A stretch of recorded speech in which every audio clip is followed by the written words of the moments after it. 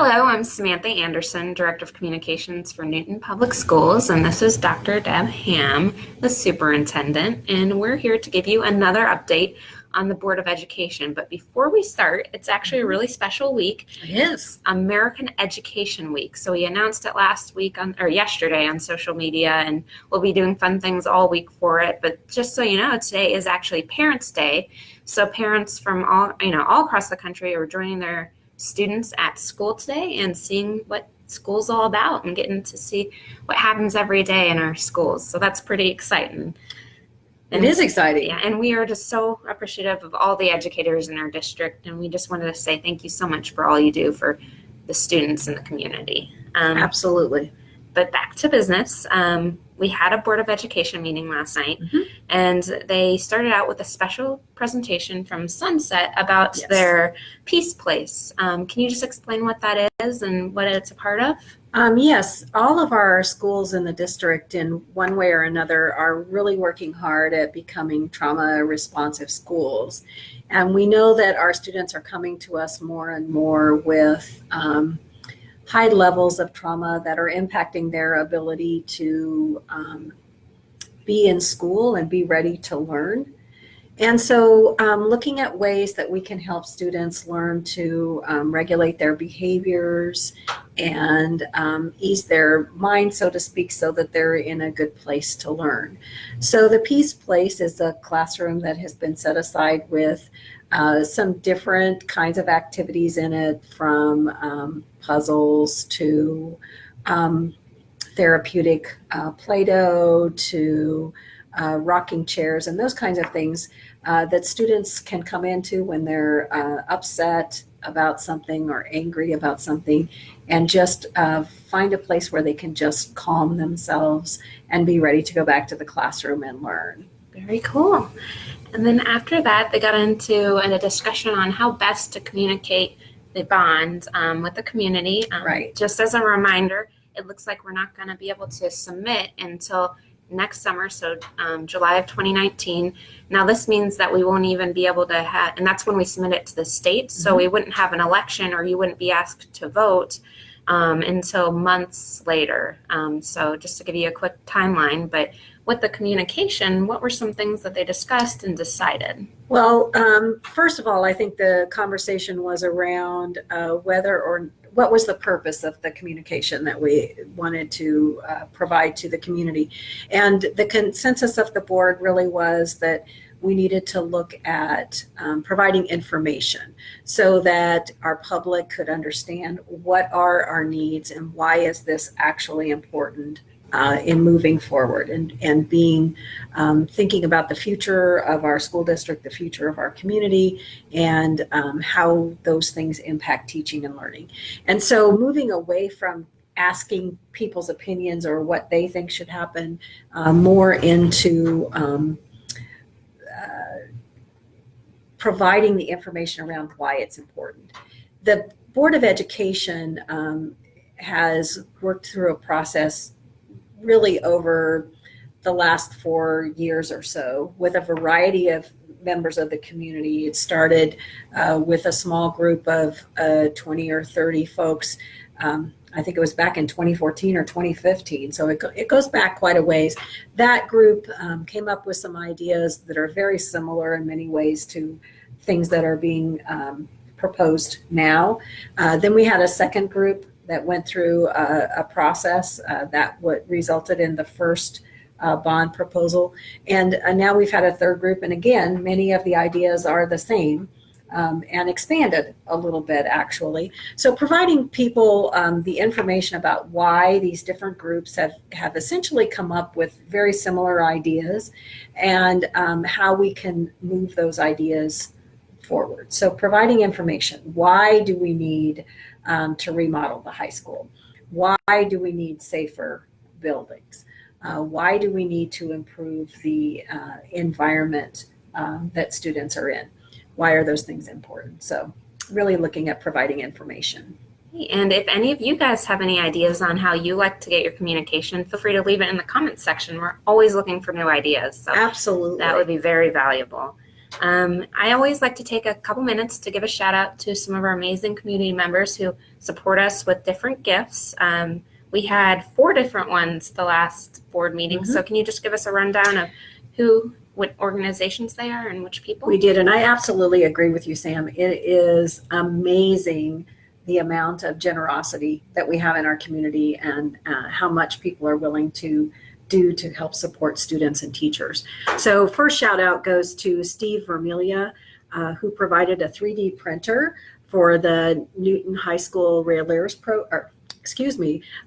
Robotics program. I don't think the railers need a 3D printer, but So anyway, that gift will be used to allow the students to actually print their parts for their robots as they go into their competition season this year. So that's a pretty exciting thing. Then Lippert Components provided NHS Athletics a donation to help support student admissions to games and different activities, so that students who maybe can't afford to pay, or just a gift to students to allow them to get in without paying for their admission. So again, a really great gift. We're very appreciative. Then another shout out to Carol Raleigh and Greg Raleigh, who provided South Breeze Elementary School with t-shirts for the entire staff and the entire student body, because they wanted to do something great, and the students have changed their logo, and so we're excited for them to all get new t-shirts. And then we had on a little bit sadder note, we had some very generous donations from a variety of people for Sunset Elementary School in honor of a teacher that recently passed away. So we're very excited and appreciative for the gifts of so many people in our community. So thank you very much. Thank you.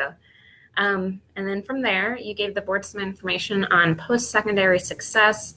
One area you focused on is comparing the USD 373 to other districts. Can you just kind of tell us what you explained to them? Well, I will give it my best shot.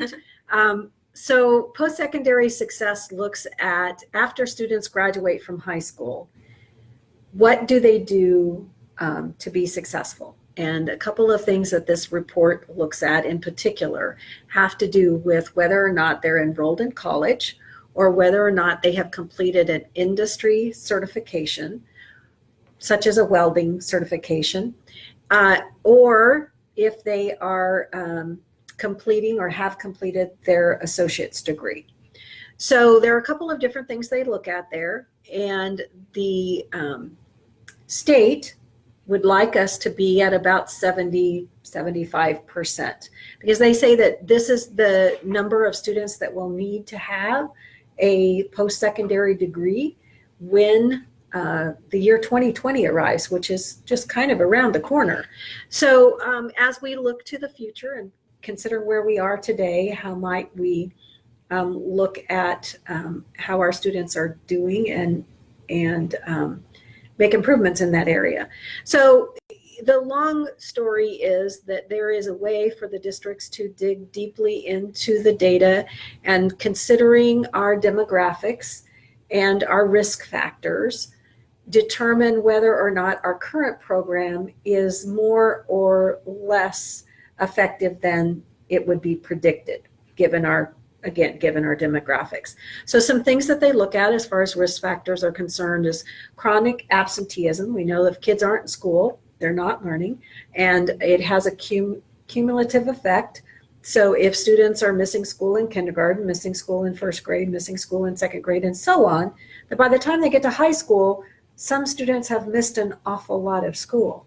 So chronic absenteeism is one component. Poverty is another component. And then mobility. How often do students move during their educational experience? And so all of those risk factors play into your graduation rate and your success rate. So if you take all of those factors into consideration, Newton is 1.75 standard deviations above what they would expect us to be like given our risk factors. So again, our schools are performing very well in Newton, and we're proud of that. We have room to grow, so to speak, and room to improve, and we'll be working on that as we do always. Great. Was there any other information that people might find interesting at last night's meeting? Well, I think the most interesting thing would be the idea of moving forward with recording and or live streaming our board meetings. A lot of concern on the part of board members about the availability of the board meeting to the public, and how can we have our information more accessible and be more transparent. And so we're looking into developing some policies or procedures around how we might do that, and what that might look like. We already have a citizen who has been doing a little bit of that, and so looking for how we might do that, and then again make it more accessible. So if it's posted on our website and it's available in multiple venues, then more people would have access to it. All right. Well, if you want to come to our next meeting in person, absolutely, it's going to be on November 26th here at McKinley. And again, thank you, Dr. Ham, for explaining all that and keeping everybody updated. And if you have any questions, feel free to leave them in the comments section, or if you want to let us know how you like to be communicated with, or if you want to give an educator a shout out for American Education Week, just feel free to leave any comments. And thank you so much for watching, and I hope you have a great week.